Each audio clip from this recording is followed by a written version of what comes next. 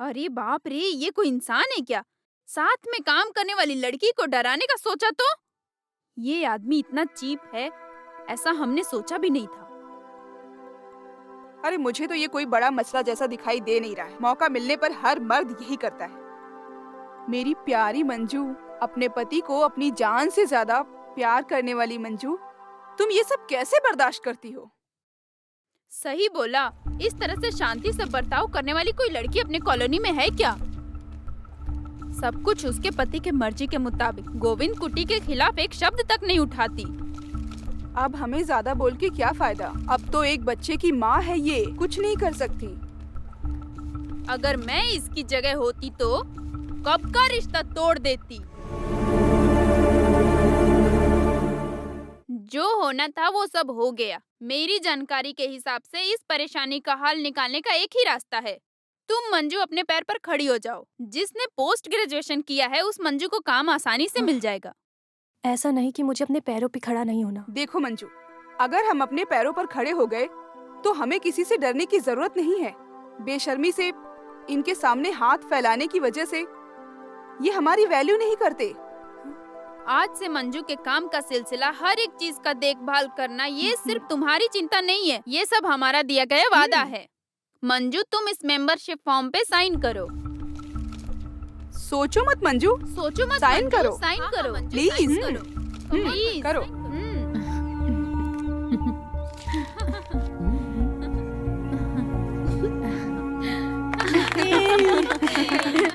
Congratulations.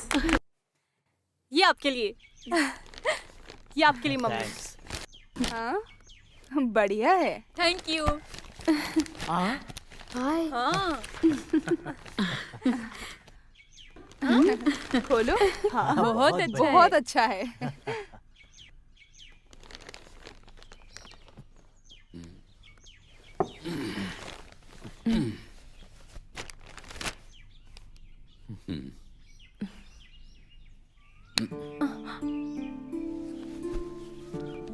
Manju, तुमने मुझे हरा दिया। मैं पुराने जमाने का इंसान हूँ और मेरी सोच भी पुरानी है, पर तुमने मेरी आंखें खोल दी। अगर देखा जाए तो हम मर्द स्वार्थी होते हैं। एक लड़की से शादी करने के बाद वो सही से खाती है क्या, सोती है क्या, हम इस पर ध्यान नहीं देते, बल्कि हम तो उसके बारे में जानने की कोशिश भी नहीं करते।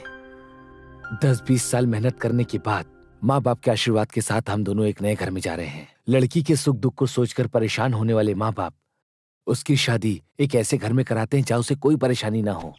उसी तरह मैंने भी सोचा कि मेरे माँ बाप को कोई परेशानी ना हो, उसका सारा बोझ मैंने तुम पर डाल दिया।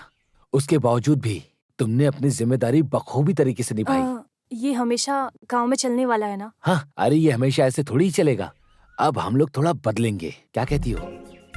हम दोनों आज ही तुम्हारे घर चलते हैं। 15 दिन अपनी पत्नी की मायके रहूंगा।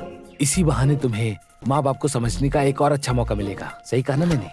और वहाँ जाने के बाद तो तुम्हें ऑफिस जाने में भी आसानी होगी। लेकिन कुट्टी, वो तो तुम्हारे लिए दूर होगा ना? अरे ऐसी कोई बड़ी बात नहीं है, मैं सब कुछ हैंडल कर लूंगा। और अभी मेरी थोड़ी छुट्टी भी बाकी है। अप्पू का मामला? तुम उसकी फिक्र मत करो, हर वीकेंड में उसे तुमसे मिलाने लाऊंगा। फिर गाड़ी में तुम भी तो आ सकती हो ना? अच्छा, बहुत टाइम हो गया, चलो हम तैयार हो जाते हैं। ठीक है।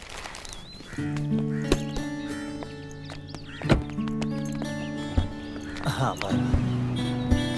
हाँ बाय।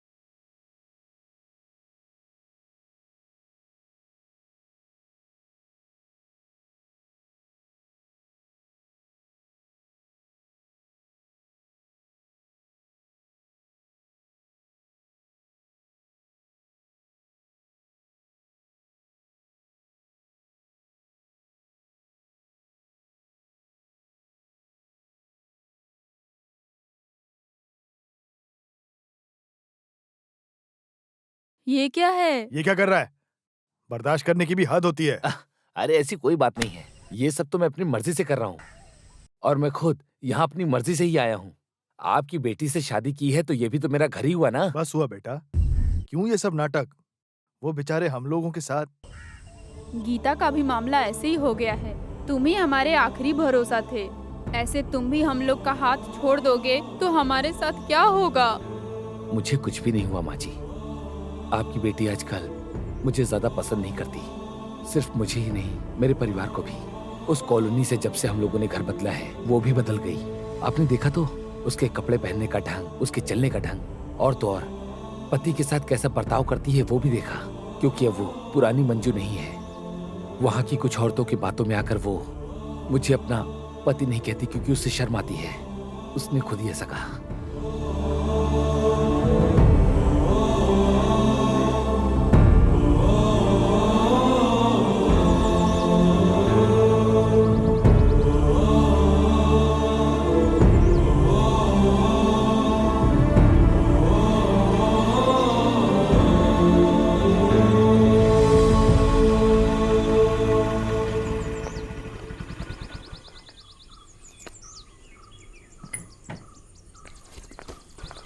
मंजू रुको, तुम्हारी परेशानी क्या है? परेशानी? कैसी परेशानी? अरे तुम्हारे ये सब नाटक हमारे पास मत दिखाओ। उस कॉलोनी में जाने के बाद तुम तो बिल्कुल बदल गई हो। कुछ नालायक औरतों का साथ मिलने की वजह से तुम्हें अब परिवार भी नहीं चाहिए, पति भी नहीं चाहिए, है ना? पिताजी मैं... चुप रहो, गोविंद कट्टी ने सब कुछ बता दिया। ओहो, तो ये परेशानी है आपके पिताजी। खुद की बेटी पर भरोसा नहीं है, जैसे वो कहीं और से उड़कर आया हो। अगल बगल की लड़कियां छुप छुप कर देखती हैं तुम्हारे मंगलसूत्र को देखने के लिए। लड़के के ऊपर खुलकर प्यार दिखाने नहीं हो रहा है। कुछ भी अहंकार दिखाएगी और पिताजी इसका साथ देंगे, ये ख्याल इसके दिल के अंदर है। सुनो, शादी होने के बाद लड़की का घर पति का घर होता है। रहने दो, कभी जाने वाली हो। यहाँ रहना तुम्हारा काफी हो चुका है। हाँ।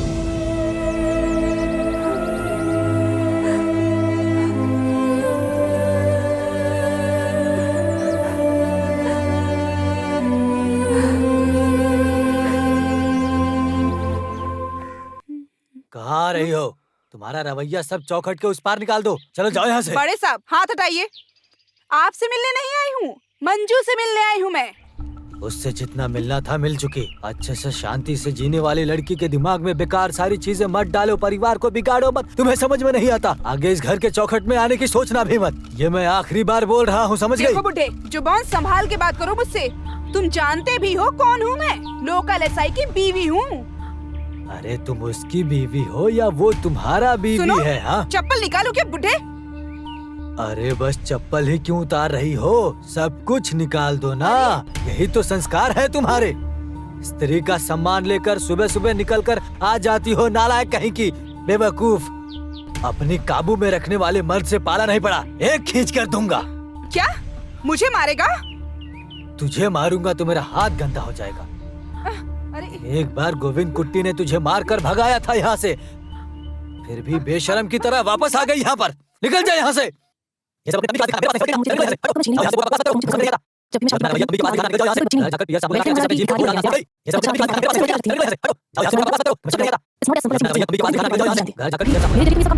अपना रवैया तंबी के पास दिखाना। निकल जाओ यहाँ से। घर जाकर पियर साबुन लगा के अच्छे से अपने जीभ को धो डालना, समझ गई?